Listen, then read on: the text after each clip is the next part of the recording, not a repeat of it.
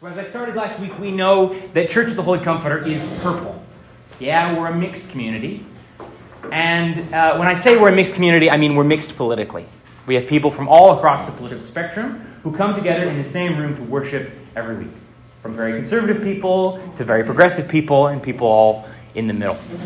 And part of what that means for us is it means that we are a mixed community and we rely on sensitive listening, right? On coming together and talking across boundaries and being able to disagree with each other well. Yeah?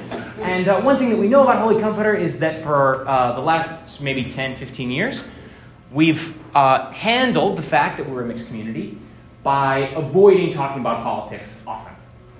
And I appreciate that, right? I think that strategy has worked for us in terms of keeping everybody in the same boat. But I think that strategy has some limitations. So this presentation is really about those limitations and how we can overcome them. Yeah, what are we missing when we don't talk across difference? Yeah? Okay. Another thing that I talk about all the time is I talk about the importance of relationship across difference. Usually I talk about that in relation to Holy Comforter people getting outside of Kenilworth and into the community, and how we can form relationships across social differences outside the church. But it's also true that relationships across social difference happen inside the church. And that's a really important piece of the Christian life. Last thing is engagement to save America. So this is my pitch, right? My pitch is that Holy Comforter can save America. Because one of the things that's really sick and challenging and difficult about our civic life right now is that we're not talking across difference. We spoke about political toxicity last week. And I think that a relationship across difference in a safe and healthy space where we have mutual respect for each other, that kind of engagement is the solution to the political problems that we're facing right now, to the gulf that we often feel like we're experiencing between left and right in this country, and also between other kinds of social factors that divide people. Yeah? I think a lot of us have the sense that the society is kind of splitting apart. And I think that's a problem. I think probably many of you think that's a problem. And how can we bridge it? Yeah, that's the real trick. And so I think Holy Comforter is uniquely suited, as already a purple place, to be a model for a bridge. So that's kind of what we're looking at. So the point of the talk really is to provide tools for talking across social difference and to practice using those tools.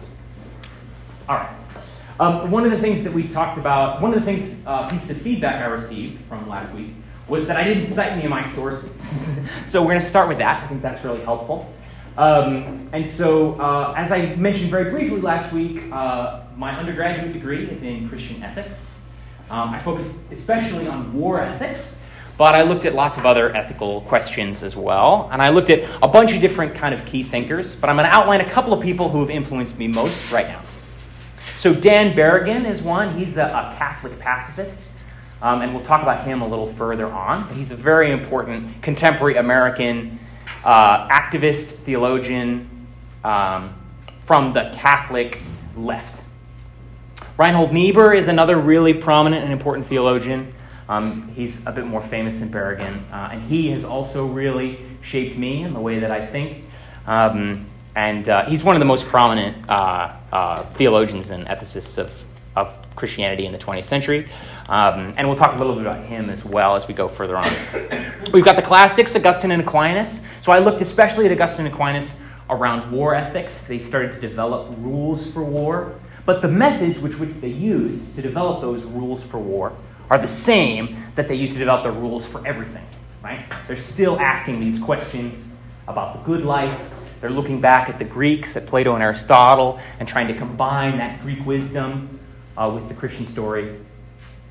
Another huge influence on me was Martin Luther King. I think especially Letter from Birmingham Jail. I don't know if anybody's read that recently, but that's a really, really powerful piece and really shaped me because part of it is Martin Luther King talking to white church leaders. Yeah, that's kind of what he's doing in Letter from Birmingham Jail. And so me, as a leader in a white church, I often think that that's kind of a really important text for me. It kind of helps me to see where I'm at, and even though it was written 60 years ago, I think it's still really instructive. All right, papal encyclicals. So a lot of stuff I did in college was about Catholicism. The core, in terms of Catholic ethics in the contemporary life, comes from a discipline called Catholic social teaching, which is basically how you can be a Catholic in the world. The most important papal encyclical from that was called Rerum Novarum, which was like in the 1890s. But we see that all the way through. There's a bunch of papal encyclicals. We see it in Vatican II. And this is kind of the way that kind of Catholic teaching about ethics comes to be. But one of the things that I'm noticing as I'm looking across these different traditions, from Niebuhr, for example, who's a major figure in the Protestant church, to Berrigan or Dorothy Day, who's a major Catholic, or some of these papal encyclicals, is they're dealing with some of the same problems in some of the same ways. So that's really what we're working on here. My thesis advisor in Chicago was Dr. Richard Miller. He's a big Catholic ethicist, and he was really helpful for me in terms of shaping my thinking. He's known, at least in the kind of contemporary Catholic ethics world, but he's not really super well known in general. All right, liberationists. We talked about some liberation theology last year. James Cone and Gustavo Gutierrez, those are two of the big people who shaped me. And then the last thing that is sort of important is when I was in college, I got a gig at the Parliament of World Religions, which is a nonprofit based here in Chicago that gets faith groups from across the world to talk to each other. It was actually founded in the 1890 whatever Chicago World's Fair as the first kind of big interfaith gathering. And they're still going. And at their centenary in the 1990, it's like 2 or 3, something like that, they developed this thing called the Declaration Towards a Global Ethic. And the Declaration Towards a Global Ethic was taking all these faith leaders from every major religion around the world and talking about what we agree on. And they created this giant document with tons of rules in it, which is like the thing that all these traditions have in common. So that document is really interesting. I could do a whole forum just on it. But it really kind of helped me to think through what makes Christian ethics distinct from other religious traditions, what makes religious ethics distinct from secular ethics, and how we can cross boundaries across religious barriers. Great. We heard a couple of other names last week. Alistair McIntyre, Stanley Hauerwas. These are big American. I think McIntyre is a Brit, actually. Is he a Brit? He is. Yeah. He's Scottish. He's Scottish. Alistair McIntyre. Yeah, go figure. These are important names in terms of contemporary Christian theology and Christian ethics. But I want to stress that this is my undergraduate degree. I'm not a master in this. I don't have a PhD in this. I'm really a student of ethics. And I'm hoping that we can talk to each other as fellow students about what's going on. Yeah? And the other thing that I think is really important is that I think ethics is a collective endeavor. We're all people, and we all make choices and live in the world together, and we face dilemmas every single day. Yeah, and so we all have this kind of inherent instilled wisdom through the practice of being a Christian and trying to make decisions. And so I think we carry a lot of wisdom, each and every one of us. So as we think through some of the big names in ethics, it might, I think that's helpful because it kind of helps us to see what traditions we are naturally falling into. But I don't think that means that people who don't have an exposure to academic ethics don't have something to say, right? I mean, everybody has something really important to say because we've all been living it, trying to figure it out. And we know living it, it's not easy. So those are a little bit about some of the people who've shaped my ethical thinking. But again, I'm more than happy to talk about some of the core texts or papers and things that have influenced this presentation, if you want me to talk through that. All right. A quick, going back to a summary from last week, we talked about John 13, 34 to 35. Does anyone want to read this for me right now? I think I want to hear it in somebody else's voice. I give you a new commandment, that you love one another, just as I have loved you. You also should love one another. By this, everyone will know that you are my disciples, if you have love for one another. Thanks very much. So what I said last week, somewhat hyperbolically, was that this is the most important verse in the Bible. Yeah, because it's the clearest formulation of the Christian law of love. So the law of love is the foundational principle upon which all Christian behavior should be based. Yeah? And what it is that the way that we treat each other is with the same love that Jesus treated us. So that's kind of the bedrock. And then the other thing last week is we went through the baptismal covenant. And we talked about each of the different pieces of the baptismal covenant and the ethical implications, or the rules for behavior, that we can gather from the different pieces of the baptismal covenant. So we heard that we should strive for humility in following God, that we should practice mimicry of Jesus, that we should maximize the health of our community, that we should preserve the traditions of the church, we should seek clarity between good and evil, expand our inclusion and grow our members, respect our universal duty, and that's agape, right? Agape is universal love, love for everything. Love that understands that every single person is of infinite value to God, and therefore we should treat everyone as if they have infinite value. Yeah, that's agape. That's probably the hardest one. And finally, we should improve our society by alleviating suffering. I sometimes think of this as like raising the floor, right? So over and over again, Jesus talks about our concern for the marginalized, for those people who are in trouble. Yeah, and in the baptismal covenant, we talk about respecting the dignity of every human being. So across Christian ethics, from conservative Catholics all the way to progressive Protestants, everybody holds this same kind of idea, this kind of core idea, which is that our attention should be to those most in need. Yeah? And we were distinguishing this from the idea of the greatest good for the greatest number. So greatest good for the greatest number is often the way that political systems think, right? They want the most voters, so they do the best they can for as many people as possible. And that's a fine strategy, but it's not a particularly Christian strategy. Yeah, Christian strategy is about raising the floor. Who's the people most in need, and how can we care for them? All right, so that is how we kind of got through the law of love and the baptismal covenant. And we closed last week by talking about dilemmas. So when I say dilemma, what I mean are competing, compelling values. We talked about how tax policy is a prominent dilemma in our contemporary life, where you have two options, right? You raise taxes to improve economic growth. You lower taxes to improve economic growth, or you raise taxes so that you can afford more direct support for those most in need. And we talked about how both of those two ideas are compelling, in that they make sense and they're ethically valid, but they're competing because you can't do both at the same time. Let's go to some questions, because that's the close of my summary from last week. So if anything I just said didn't make sense to you, or if you have any leftover questions from last week, now's a good time. Gave us a lot of here.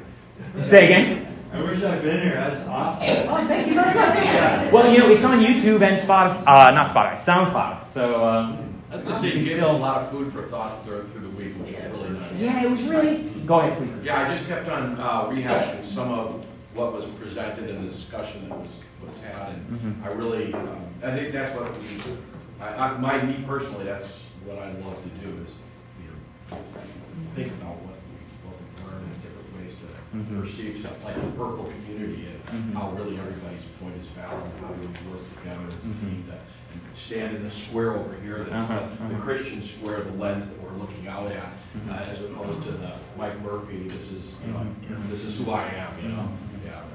Yeah, I mean, it was really interesting. I had lots and lots of interesting questions throughout the whole week. People kept coming up to me and asking me hard questions. And I go, oh, that's a good question. And, we figured it out. Yeah, Dick, go ahead. I think the general overview of everything, what struck me was the importance of love amongst ourselves. And that when we have that deep caring for each other, alternative opinions are more like just alternative opinions. In other words, we have more things probably in common than we don't. Because we care about each other, those differences don't affect or alienate. We care about each other because we're in this community and we want to be supported. Yeah, did everybody hear that? Yeah, I'm getting nods. Awesome. Thank you. I'm going to say something. I was going to wait until the end, but I may have to before I say it. And it goes along with what Dick just said. I said to the staff early on, and particularly to Ian and Rodriguez when they first got here, that this is a purple community and it's not a polka dotted community. And that's really different. And I tell my colleagues that when they ask me about what's the culture of Holy Comforter like, I say it's purple. I say lots of things, but one thing I say is it's a purple community, and I don't mean polka dot, red and blue. I mean because we love each other, we are purple. We're so so connected, and that's. I just think that I want to make sure that I say that we're not polka dot because we love each other. We actually have become purple, and it's beautiful when we all come to the communion rail together. I love that we still have the communion rail. We don't come up what I call fast food style, we just walk away. But that everybody has a spot at the table, and you're sitting, you're kneeling, whatever, at your spot. And I think, look at this beautiful community. Everybody loves everybody, and I know the 6 people I'm looking at right now, they all think different things about the same topic, and yet here we are all together. Yeah, it's beautiful, Heath. Thank you. All right. Applying the law of love. So I'm going to have 3 brief moments where we're going to talk about applying the law of love, and then we're going to practice it. So the first thing is something that we noticed last week, which is that it's a very high bar. Remember we talked about all those different elements, the different rules that came to us through the baptismal covenant. If somebody actually tried to follow all of those at the same time, it would be very, very difficult. And not only would it be very difficult, but sometimes there are 2 values which conflict with each other. Yeah, we can think, for example, about church tradition, which is one of them, and another which is expanding inclusion. So we could think, for example, about gay marriage, right? That's a classic example where there are 2 values which are in competition, right? There's the church tradition, and there's our sense that we want to expand inclusion, and also share universal love. Yeah? And when we encounter that kind of dilemma, what do we go back to, right? I think we have to go back to John 13, right? We have to go back to loving each other as Jesus loved us. And so that's why, for me, full LGBTQ plus inclusion is really important. Because though I see that there's a value dilemma there, I choose to expand inclusion rather than continue with church tradition, because I'm looking at both of those values through the lens of John 13.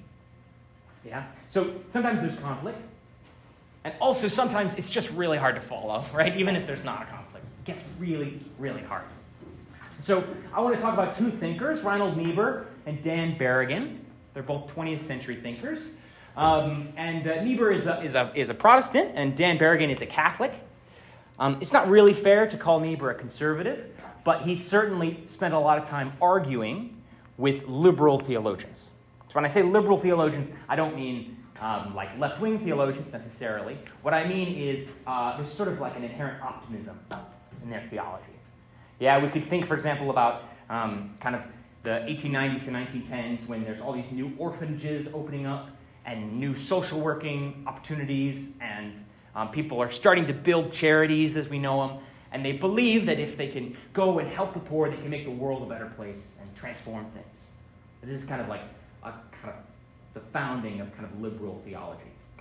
Yeah? And Niebuhr has respect for that tradition, but he spends a lot of time arguing with it. And then on the other hand, we have Dan Berrigan, who's a pacifist and a progressive, and he's a Catholic. And so for me, these 2 thinkers, they really come at things from a really different perspective.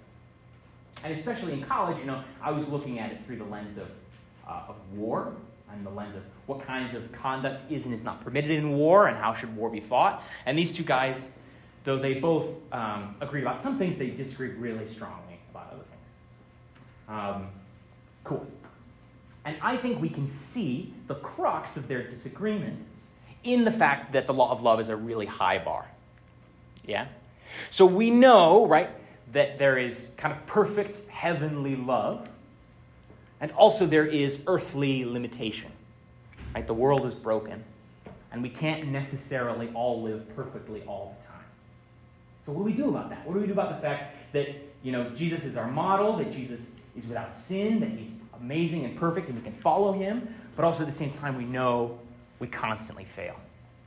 The way that Niebuhr says it, he says, how can we understand the law of love while acknowledging the reality of sin? Yeah? And so there's sort of two kind of options, right? We know we need to compromise. We know we need to compromise. We know we need to have a method for understanding our behavior that is somewhere between what we want to do and what God wants us to do. And we know we can't be perfect all the time. We know we can't be absolutely selfless at every moment. Niebuhr puts this really well, right? If we are absolutely selfless at every moment, we give away literally everything, we're stuck, right? We have nothing. And we end up in the same situation as the people that we're trying to help. Right? So there has to be a limitation to our generosity. Right? There has to be some limitation. So where do we put it? Yeah, it's all about compromise. So one compromising option is the Berrigan option, sort of the more left-wing option, which is a bit more idealistic, right? You think of pacifism. Pacifism is pretty idealistic. You know that you're facing a really difficult or dangerous situation, and someone is doing violence to you, but even then, you choose pacifism. We can think about Martin Luther King Jr., right? We can think about these marches where they've set the dogs on people and the hoses, and they're beating people, and what are they doing? They're taking it. Yeah, because it's their witness. It's their belief that if people in that kind of civil rights movement can stand up and can show themselves, they believe that the hearts and minds of Americans will change. Yeah, they can believe that they can make political change through pacifist action by allowing violence to be done to them without returning violence. Yeah, there's something so amazing and beautiful about that. But it's really idealistic. Yeah, because it believes that it's going to work. And there are some pacifists, for example, who have the same kind of argument about Nazism, right? Which I find a little bit less convincing, right? Because you could say, we should always make perfect peace all the time. But sometimes there are things that are so evil that you have to resist them. So, how do we figure it out, right? So pacifism is more idealistic. We can also say it's more aspirational, right? It relies on a belief in the goodwill of the human heart, yeah, and the capacity of each person to follow the divine voice in them. You use the Martin Luther King analogy as a pacifist, and it's very good. All I could think about was Jesus on the cross. It's like, okay, just do it to me, man, because I'm, a little slightly different reasoning on it. No, you're absolutely right. You're absolutely right. But Yeah, Jesus is the ultimate pacifist. Yeah, go ahead. The time when he did not act, and I think it was when they were crossing the bridge in Alabama, because he was afraid that the people that were following him would be murdered, shot. So he was looking out for And people. so people caught, at the time, he was judged as chickening out and not going forward. And I can't remember exactly which march it was. Yeah, I think it's Selma. I But think you're right. indeed, what he was Yeah. afraid of was that if he led the people through that, they would be massacred. And so he had to then negotiate exactly what you're talking about, that conflict between conservative and liberal, which, if we look inside all of us, we all are both in the true meaning of those words, not in the meaning they have today. Right, yeah. I'm just going to repeat this point. I think it's an important one. 2 parts. The second part is that not in terms of conservative and liberal like our political dimensions, but in terms of trying to conserve things versus trying to go for new ideas. All of us have both of those things all the time. We both have idealistic moments and realistic moments. And then the second point is an example, the march at Selma, where Martin Luther King had this big march planned, and he saw that the forces that were ready to resist him were so violent and so dangerous, and that the number of people that he had to do the march was so small that he canceled it and delayed it. I can't remember if he delayed it a couple of days or a week or something. And then a ton more people from all around the country came, and then they had enough people that suddenly they could do it safely, even in a pacifistic way, and then they went forward. But there was a delay. There was a kind of a compromise, even among Martin Luther King, who we think of as a kind of uncompromising pacifist, where he delayed the march so that he could have enough people that there wasn't actually going to be a massacre. That his people wouldn't all just get killed. There still was not there's still a lot of violence. There's still tons of violence. Yeah, of course. And I think this is another kind of important ethical question which we don't need to get into right now because it gets really into the weeds of war ethics. But the distinction between physical violence and death, right? The difference between beating and actual killing, and that's a whole other kettle of fish. So that's what a dilemma is about. Where there's a real tension between two things. Yeah. And it's really difficult to decide which is the right way to go. Yeah, I'll repeat that too. A dilemma is when there's a real tension between two things and it's hard to know which way to go. Yeah. I might also add, Ian, that with respect to war and ethics, there is something to be said perhaps about the morality of war and what is legal and what's not legal. And what I mean by that is, Hierwas has made the claim from a student, a female student, and I think it's pretty clever. She said that for the vast majority of Christian history, women have been more faithful Christians than men. And the reason for that is because they've been prevented from taking up arms in the military. Hierwas goes on to write an article called Why Gays as a Group Are More Moral Than Christians as a Group. And the reason why is because gays were prevented from serving in the military. Of course, that article has not aged well, because now gays can fight in the military. But the point is that when we conceive of ethics and violence, pacifism is, I think, the way to go. Unfortunately, that presupposes what we were talking about last week. WDJD. What did Jesus do? And Jesus, of course, was not married. He did not have children. And that means that now, what do those of us who are married who have children do when violence is taken up against those who we love and have a sense of duty and responsibility for? And that's where I think maybe just war theory offers some kind of option. Yeah, that's a really really helpful comment. I just want to point out the distinction between the ethical and the legal. We'll get back to that, but it's really important. Okay. And then we've been talking about pacifism, Dan Berrigan, and then Martin Luther King. And then we can talk about Reinhold Niebuhr. So Reinhold Niebuhr, he really focuses on the tension between the law of love and the reality of sin. And his ethic tends to be much more flexible and more oriented towards compromise because he's a bit more pessimistic about the capacity of people. Yeah? And so he kind of thinks we have to do the best thing that we can in the given situation based on our options. And oftentimes that choice is for something that's not great, but it's okay. Yeah, and start some of that compromise. Now they're both making compromises, but it's kind of about a spectrum. Yeah, so Niebuhr's sort of living in a more flexible, slightly more compromise-oriented way, versus Berrigan and MLK, who are a little bit more idealistic, who compromise a little bit less in that spectrum. Yeah, because Niebuhr has a lot of respect for the reality of sin, for the limitations of people. And he says that the best way that we can figure out how to live the best life is to really understand our own limitations. Yeah, and if we can do that, we're more likely to succeed, rather than as sort of more idealistic. So you see, like, the point is we have this really high bar, and we have to decide how we act underneath that bar. And there's lots of different ways to kind of interpret what's okay, but everybody's making some kind of compromise inside of that spectrum. Any questions about the importance of compromise here? Awesome. Applying the law of love systems. So this is a second really important piece in terms of application.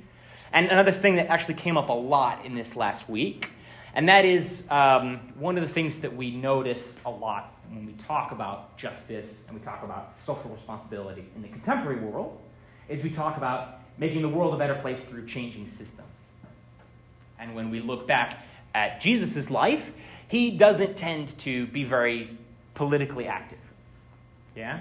He comes into a situation where there's the Roman state and there are the Jewish rebels against the Roman state, and he doesn't pick a side between the two. Yeah? And so when we look at that situation, we can ask ourselves, does Jesus resist Roman oppression, right, which is sort of one of the systems which is hurting his people? Does he resist the Jewish oppression, as in like the temple leaders, who are also making problems for the regular, everyday Jewish people? We can think about Jesus driving the money changers out of the market in the temple. You know, there's this idea that there's kind of corruption in God's house. And if we think about the political situation, right, there's the regular people, and then there's the Jewish hierarchy, and then above the Jewish hierarchy is the Roman hierarchy. So, and there are Jews who participate in each of those three levels, right? Regular people who are Jews like Jesus, and then there's the Sadducees and the Pharisees and the governing body, and then Romans.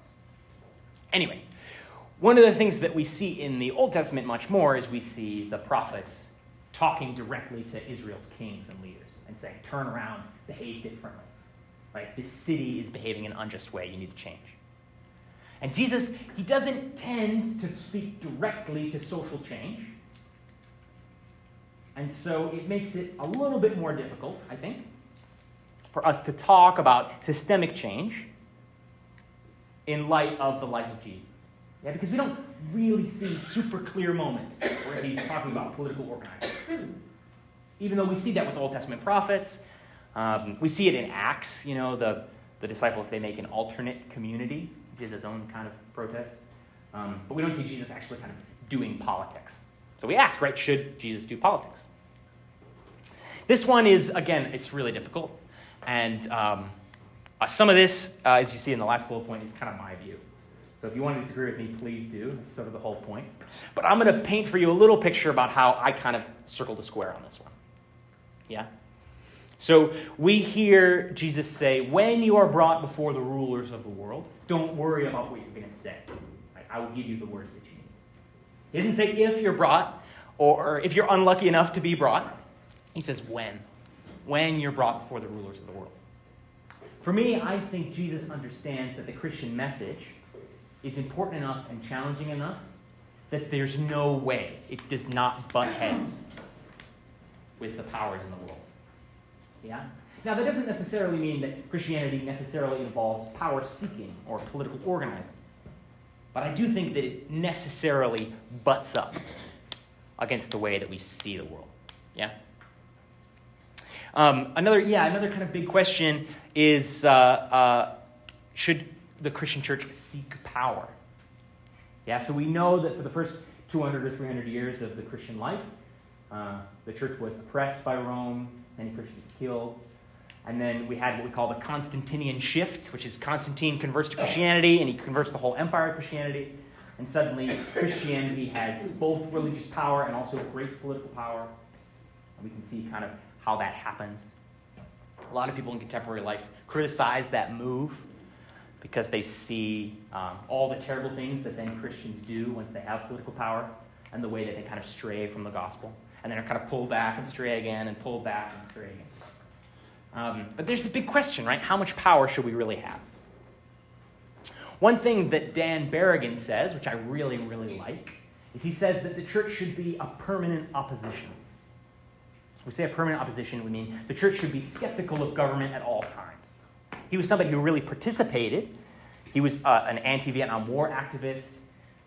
He participated in civil disobedience. He was advocating for political causes. But he tried as hard as he could to avoid political power and instead to be a voice on the outside, looking in, and criticizing and calling to return to the gospel any party that was in power. He was very critical of Democrats. He was very critical of Republicans. His idea was that no matter what party is in charge, they're always going to fall short of that law of love. And anytime anybody falls short of the law of love, it's the church's responsibility to pull them up. I think that's pretty compelling. But there's also people who think, no, that the church should actually be totally enmeshed in politics. In a lot of places in Western Europe, there's the Christian Democrat Party, right, where it's like Germany and Scandinavia and stuff, where there's usually it's a moderate or center-right party that's a kind of Christian party, and they're totally intertwined with the national church. I don't know. It's one of those things, right? Should the church seek power, or should it be in permanent opposition, or should it avoid political questions entirely? Right? All three of these are answers that Christians take. I'll get to that later. Faith in government, faith in organizations. Yeah, so another thing is that some of the people who are perhaps a little more like Niebuhr, a little more pessimistic, we could say a little more conservative, not necessarily politically conservative, but a little bit more skeptical, would say that we shouldn't have faith in government, right? Government can't deliver what we need government to deliver. We should lower our expectations of government and try to do things ourselves. Yeah, I think there's some power and reason in that. And instead, we have faith in organizations. So here at Holy Comforter, for example, we don't give our money as a church to a political party. Instead, we support outreach organizations because we think that our money is best served to make the world a better place by donating that money to Care for Friends and C24/7 and Holy Family School and all the different organizations we support. Now, there are churches in America that give their money straight to political parties. We are not one of them. But I'm not saying that anyone can or shouldn't. Again, the whole point of this is that the boundaries are really wide, and there's a lot of different kinds of behaviors that are worth arguing about and thinking through. We talked about greatest good for greatest number versus alleviation of suffering. This is another important piece. The real distinction between what the government tries to do and what Christians are called to do. We're not here to win votes. We're here to find the people who are most in danger and help them. And that's a total rewiring. And if we really live like that, the world would be different. And then the last thing is voting. Clergy elected officials. This is another really big one. Yeah, actually, clergy be allowed to be elected. Some churches in America do have that. We have a current couple of ordained persons actually in the National Congress right now. The most prominent of them, Raphael Warnock, who's a pastor and also a senator. There was a Catholic priest who was elected to the U.S. House of Representatives, I think in the 80s maybe.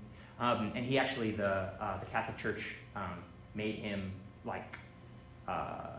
they criticized the move and made him set aside his holy orders while he was serving before he came back. And it actually changed the whole Catholic Church's rules worldwide because this one American guy, I think he was in Massachusetts. Anyway, this is another big question, right? Can clergy be elected officials? And then the last is, should the church take specific positions on political issues? Yeah? So again, members of Holy Comforter have a particular position on all kinds of different things. But Holy Comforter doesn't tend to say the government should do this. One thing we know about the Episcopal Church nationally is that they do, right? There is an Episcopal Church news office. There's a policy arm of the Episcopal Church. They take political positions. You could go, you can read them. They look at Congress, they look at what's going on, and they say, this is what the government should do. So our national church does this. Our local church, we don't. We don't do that. And there's a question, should we, shouldn't we? Again, another big question. Okay. I think some Episcopal churches do, just because ours doesn't. I know of some that do. Yeah, lots do. Yeah. My home church has a big Spanish language congregation. So we have it's like 8 to 10 and 1. And the 10 o'clock is almost all Spanish language, and the service happens in Spanish. And it's a lot of really recent immigrants. And they do lots of stuff about immigrant rights and immigrant justice and improving conditions for immigrants and asylum seekers. In part because that's the congregation, right? The congregation is all these people who, many of whom are undocumented, many of whom are recent immigrants and many of them are Roman Catholics who have skepticism around certain elements of the Roman Catholic Church, but like a lot of the traditions, so they become Episcopalians, and then, anyway, it's cool. We can talk more about that. So my view, I'll tell you my view. I've opened up a bunch of these different questions. Personally, I think clergy shouldn't be in elected positions, especially not Episcopal clergy, right? Once you become a priest, I think you kind of set your life aside. But I do think that the church should be engaged politically. I don't have a problem with the Episcopal Church taking particular political positions on a national body. I don't think Holy Comforter should do it. I don't think it would be helpful for us. I don't know. These are big questions. I don't have any answers. And, what that recalled for me when I was a little girl in the Episcopal Church, the big thing was desegregation in the South. Mm-hmm. And the church, the Bishop of Arkansas, and the church in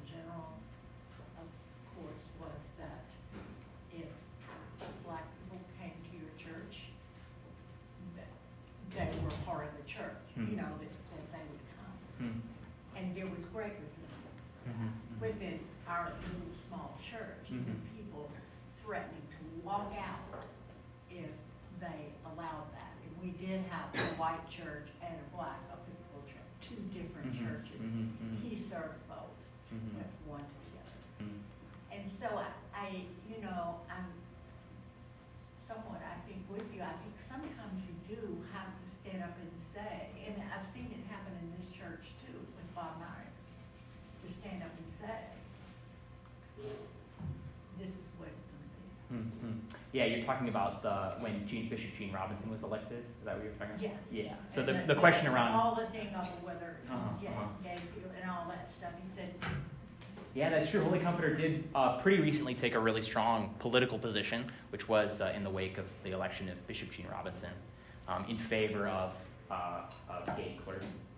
That's a great example. And the other example, if anyone couldn't hear Libby, was about a desegregation in the South, how the bishops of a bunch of the dioceses in the South took a very strong stand in favor of desegregation. And that was a very political choice. But it's important. It's sort of their public ministry. Anyway, we're figuring it out. And can I just to remind everybody, it's funny, I recently was talking to Bob just about this very time, and and I wasn't here then, but he said to me, you know, people say, well, Bob made the statement. He said, I did not. We had listening groups for, I think he said, 3 Sundays, and the people of Holy Comforter, exactly what you're encouraging us to do, listen to each other, and I just simply was the scribe, and I wrote down what I heard, and then I presented it to everybody. So he said, and he's very passionate about my understanding that the legend, as Bob said, and that's not true. The people said. So we have done what you're encouraging us to do in our history. We have gathered together and listened to each other and come up with a position. but people did leave. Yes. Oh yeah. I'm not even going to say it wasn't expensive.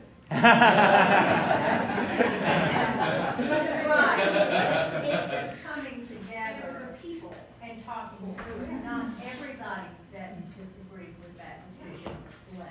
Right. And it wasn't a dictator. Mhm. You know, it was what you're saying. Yeah, collective. Yeah, people working together. All right. I am going to skip my next one because we're running out of time. I got to keep doing this. I got to do 2 or 3 more of these. That'd be all right. Let's get to boundaries. Yeah. My next slide was about complexity and how when you're trying to make an ethical decision, there's lots of different moving pieces. Figuring out what each of those moving pieces is first before trying to make the decision is often helpful.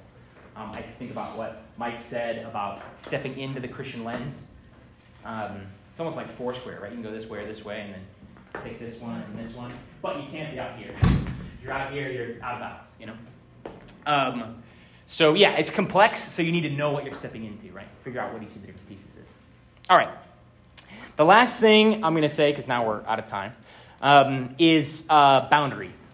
Yes, when we talk about dilemmas, we're talking about competing, compelling systems of values, right? Where there's 2 things that are distinct or oppositional towards each other, but both are compelling. We're talking about tax policies, for example, right? There are some things that are just not compelling. Yeah, there's some stuff that is outside the bounds of Christian ethics. We already talked about one of them. One of them is the idea of the greatest good for the greatest number as the ruling principle for government. That's outside of the bounds of Christian ethics. We don't believe in the greatest good for the greatest number. We don't. We believe in raising the floor. Not everything is competing. Even competing things are not necessarily compelling. That's honest. And we can all think of things that are just abhorrent and terrible that we know are outside the bounds of Christian ethics. And this is where it kind of gets tricky, right? Because we start to kind of figure out where are those boundaries. Because we want to be expansive, we want to be inclusive, we want to have lots of different ideas be welcome, but there's always brackets. So let's talk about What? brackets. So let's talk about what those brackets are. One, I think, is really important, is truth matters. Yeah, so lies are outside of the bounds of Christian ethics. So if you're taking a particular ethical or political position, but it's based in something that's untrue, my contention is that it cannot be good Christian ethics. Yeah, one of the things that my grandfather was an evolution professor at a Christian college. Yeah, and he found he had a lot of challenges often with people who were skeptical about evolution. He's a faithful Christian and taught evolution in terms of science for his whole career. And what he used to say is, all truth is God's truth. Yeah, we don't need to be afraid of the theory of evolution because all truth is God's truth. Whatever we figure out through the scientific method, which I think is our best way of figuring out real-world truths, that truth is God's truth. And that's the approach that he took to teaching evolution. I think it's pretty important. And so I think we do need to take that seriously. Yeah? Where's the truth? And how do we figure out the truth, right? Truth matters. And so I'm endorsing the scientific method as the best way we have to figure out truth. And I'm going to say that truth matters. All right. Another really important thing is defining our terms. Yeah, and I've got 6 minutes. So one example is defund the police. So what does defund the police mean?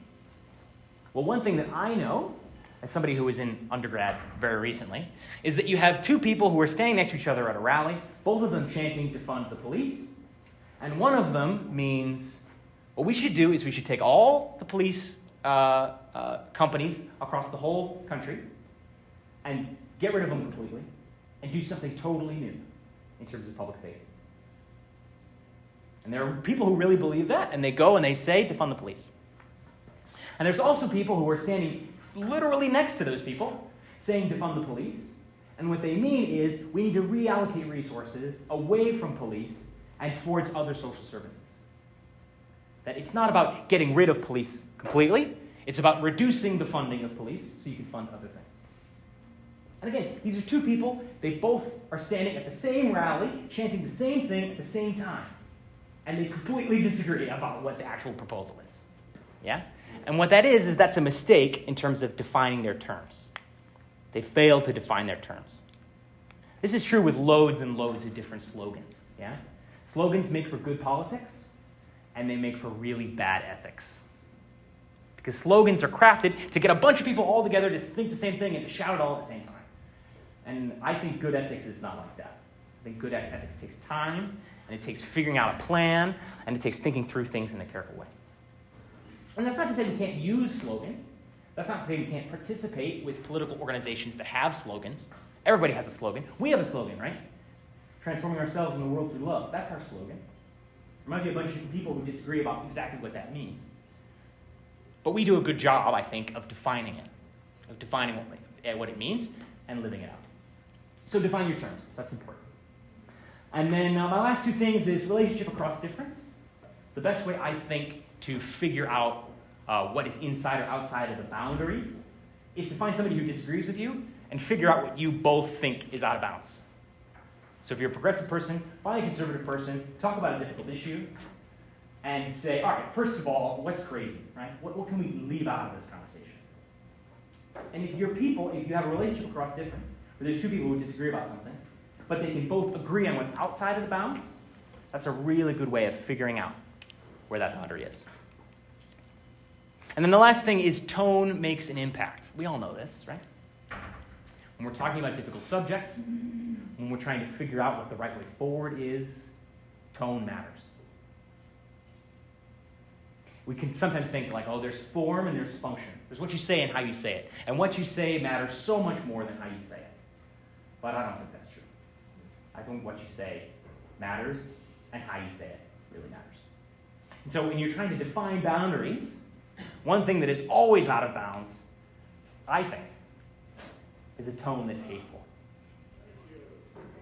Yeah, I think we have a responsibility, as we talk through things, to manage our tone so that we can continue to have a relationship across difference, so we can figure out what slogans really mean, so we can figure out what the truth is, so we can know what's competing and what's compelling, and what's competing and what's not compelling at all. That's where I'll stop for right now because I'm out of time. So thank you very much, everybody.